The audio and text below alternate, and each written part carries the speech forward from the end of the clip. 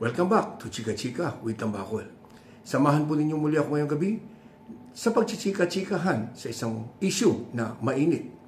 At by the way, bago po ako magsimula, nais ko lamang pong pasalamatan lahat ng mga sumubaybay, nag-share ng ating last episode na kung saan as of now, almost 3,000 views na po tayo sa ating last episode. Maraming salamat po mula kay Chika Chika with Tambakol.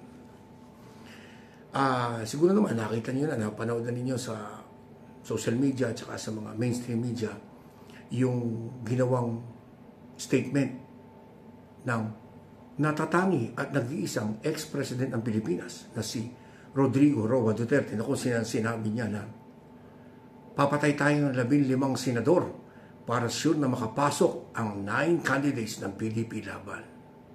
Wow! Every time may sasabihin ng dating Pangulo, wow ka na lang. Papatay daw ng 15 senador. At every time na nagbibitaw ng ganitong mga maanghang na pananalita ang dating Pangulo, since 2016, dalawang bagay ang nangyayari. So kung saan sa venue o sa lugar na nagbibitaw siya ng mga ganitong salita, marami ang natutuwa, marami ang natatawa, marami ang nagpapalakpakan na nagbubunyi sa kanyang mga sinabi. Tulad ng sinabi niyang, papatay tayo ng 15 senador para pumasok ang 9 candidates ng PDP laban. Wow! Una, marami ang natuwa, marami ang nagsaya, marami ang pumalakpak. And then the day after, eto na. Eto yung pangalawa. Yung mga nagdepende na sasabihin, joke lang yan. Di na kayo nasanay kay tatay. Pag nagsasalita siya ng mga ganyan, joke lang yan. Coming from a president, from an ex-president, papatay tayo ng 15 senador.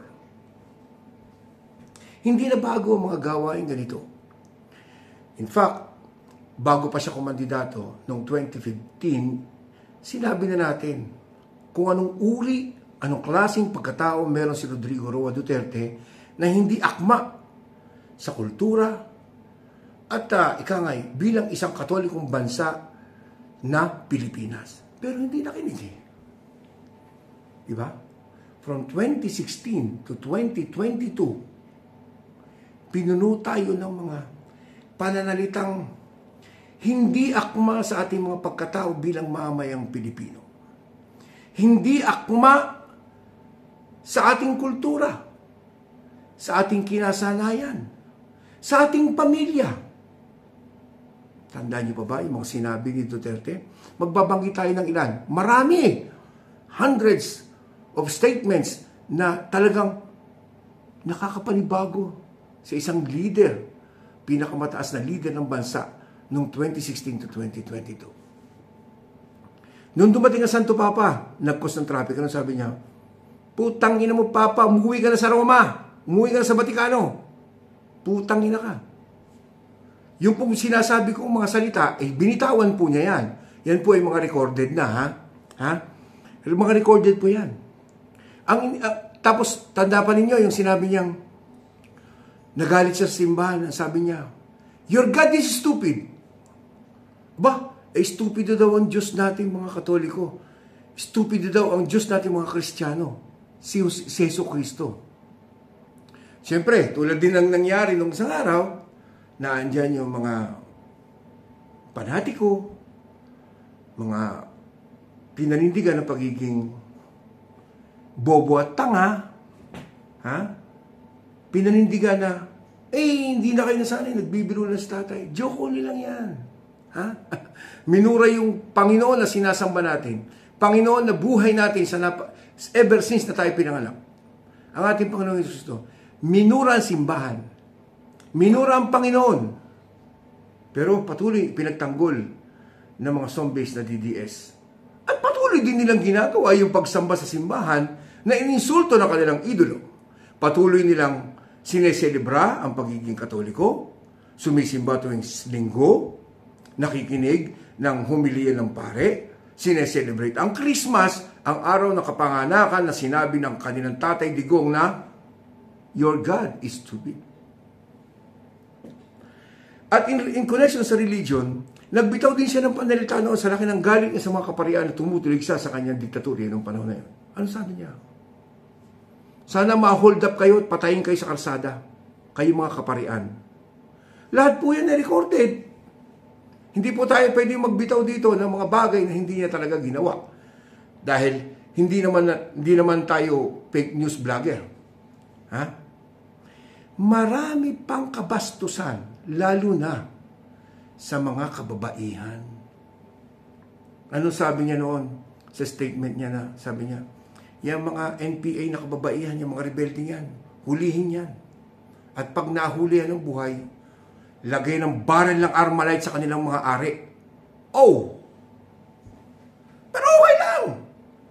Okay lang sa mga DDS yan. Tuwan-tuwa pa nga sila eh. Nagbubunyi pa nga sila. Tuwan-tuwa sila. Dapat nga, isaksakan ng barrel yung mga ari ng mga kababaihan yan dahil yan ay mga terorista, mga rebelde.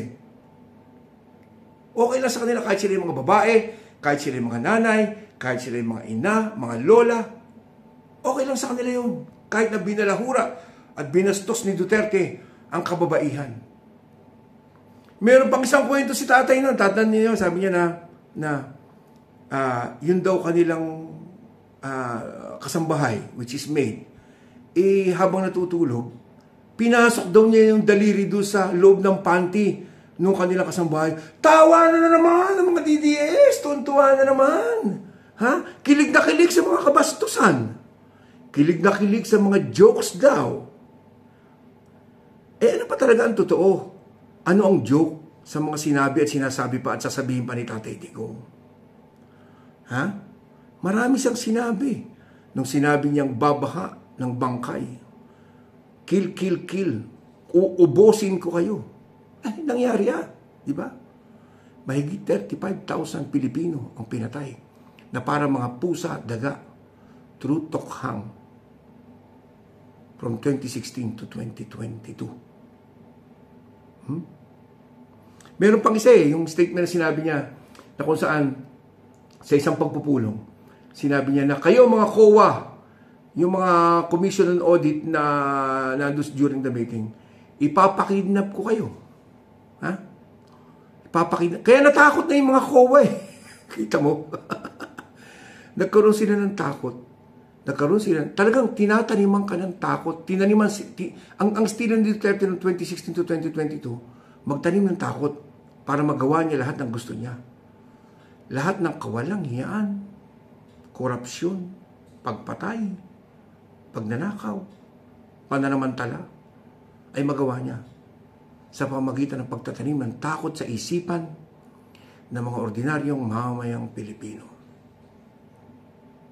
Kaya itong pagbabanta na papatay tayo ng 15 senador, hindi na ito bago. Pero ikaw bilang isang ordinaryong mamamayang Pilipino na kung saan 70% ng ating populasyon sa mahigit 100 milyon ay Kristiyano, tama ba ito? Marapat ba ito? Marapat bang ikatwiran natin na joke only lang yan?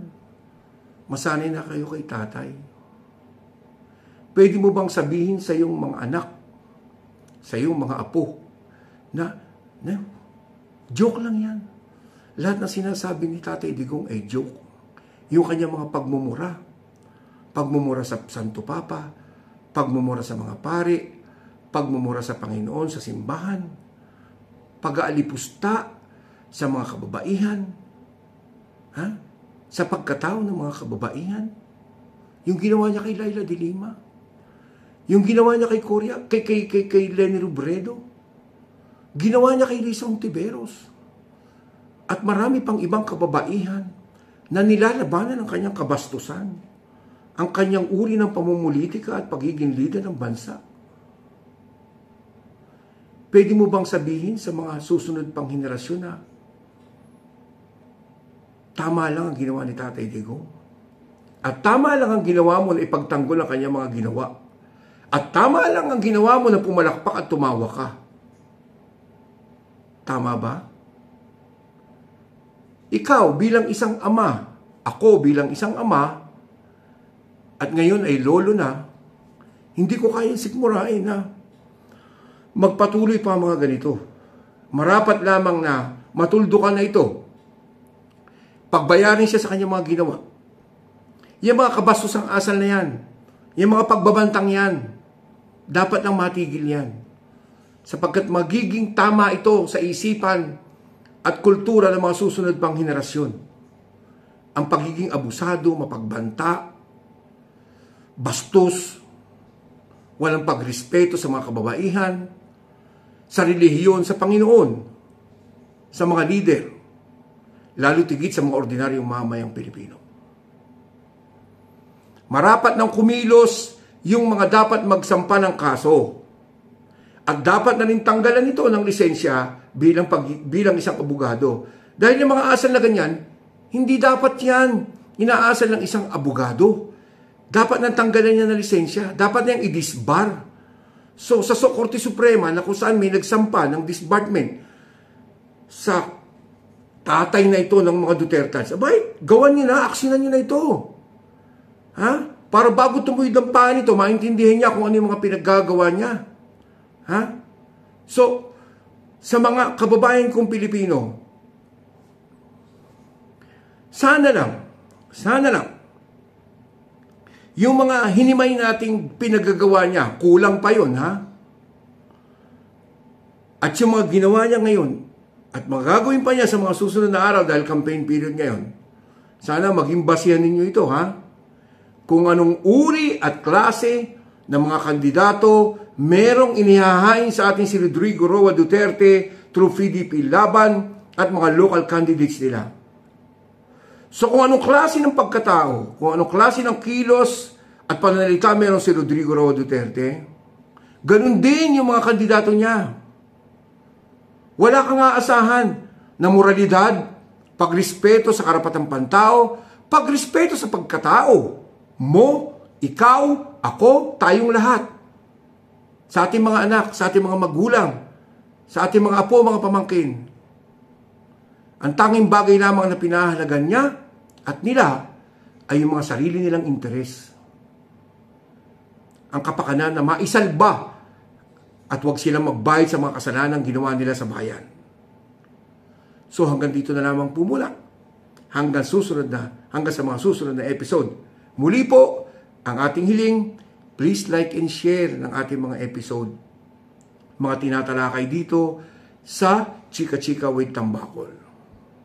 Tulad po na lagi ko sinasabi rin, lahat po ng tinatalakay natin dito ay mga bagay-bagay na nakakaapekto sa ating direktang bilang mga ordinaryong mamamayang Pilipino. Direkta sa ating mga sikmura, direkta sa ating mga pagkatao bilang mamayang Pilipino. So maraming salamat po hanggang sa susunod na episode dito sa Chika Chika with Tambakol. Ciao!